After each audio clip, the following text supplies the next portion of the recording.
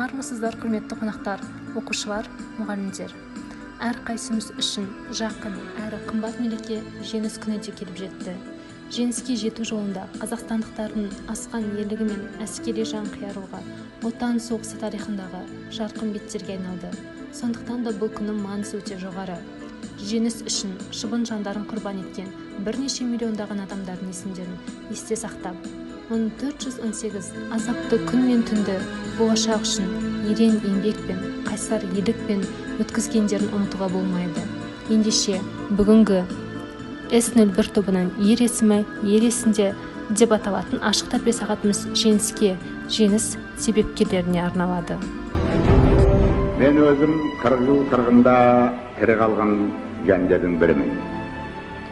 Сол сұрапыл қырғын соғыста еліміздің талай санлап батырларының, ақылды ерлерінің қаза тапқанын мен өзім көзімменен қан майдан көрген.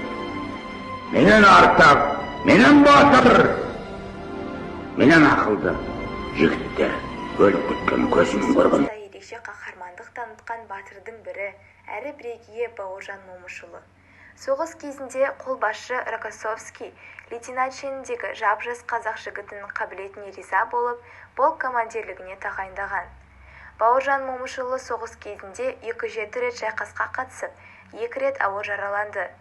Басшылық тарапынан бірнеше рет кеңес одағы батыры атағына ұсынылады. Бірақ атақ кешіктіріле береді. Еңбекқор Бауыржан Момышұлы мойыған жоқ. Ол 37 дәптер күнделік жазған батыр. Бейбіт өмірдің қаруы, қаламды алып, қазақ және орыс тілдерінде көптеген кітаптар жазады. Артымызда Москва кітабы Кубаның бүкіл әлемге белгілі басшысы Фидель Кастроның сүйіп оқитын кітабына айналды.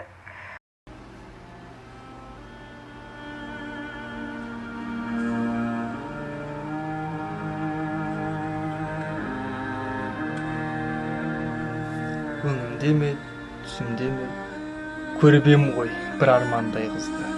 Бір нәзік сәуле күлімдеп еді. Сұрапыл соғыс соқты да бұзды. Сапырды дауыл, тебіренді теңіз.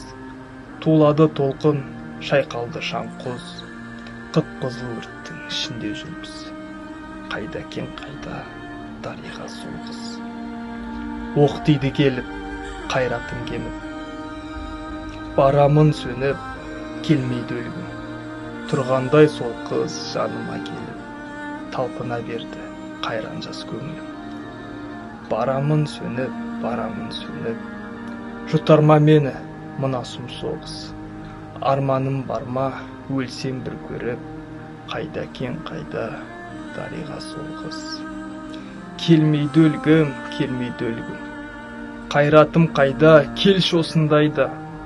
Дедім де тұрдым, жүгіре бердім. Қолымда найза шағылы байға. Жеңдік қой жауды, арман не құрбым. Күркіреп күндей өтті ғой соғыс. Келемін қайтып, өлеңімді айтып, қайда кен қайда, дариға сол қыз. Немене өз, тек қана апат қырғынға. Арман тілегі ақы ойды жеткізетін құрдымға. Соғыс деген сорайдағы сойқандардың табысы. Соғыс деген сойқандардан қорғағандардың намысы. Соғыс деген сойқандардың қолданатын найзасы. Қолданады, доданады, таусылғанда айласы. Жүрегімде қуанышпен қамданып, керек жарақ заттарымды қолға алып, 22-ші сағатында 41-дің батыстан дауыл соқты долданып. Таң алдында сағат 5-те соққанда, жындынеміз сылтау тапты жоқтан да. Тұтқиылдан тыныш жатқан самарқау шекараға келіп салды ойранды. Осы хабар уақытында алынды, соғысқа деп дабылғақты қағынды. Қуанышты жас жүректі суытып, баса қалды лапылдаған жалынды. Қатық құйып ішкен күнім зеренге, елім сені енді қайтып көрем бе? Қайғыменен жетімдікпен өсемем.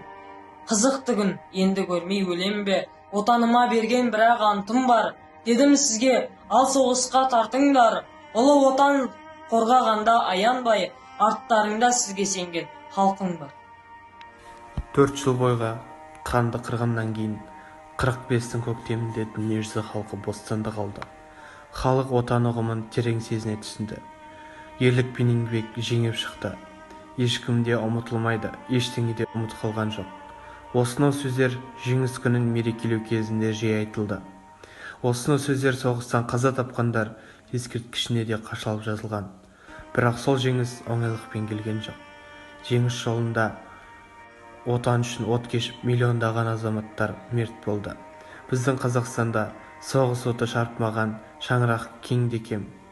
Жауға қарсы атылған оқтың 10 оқтың 9-ы Қазақстанда жасалды. Осы қан майданда мерт болған ерлердің рухына, біздің арамызда асқар таудай болып жүрген ата-апаларымызға басымызды иіп тағзым етеміз.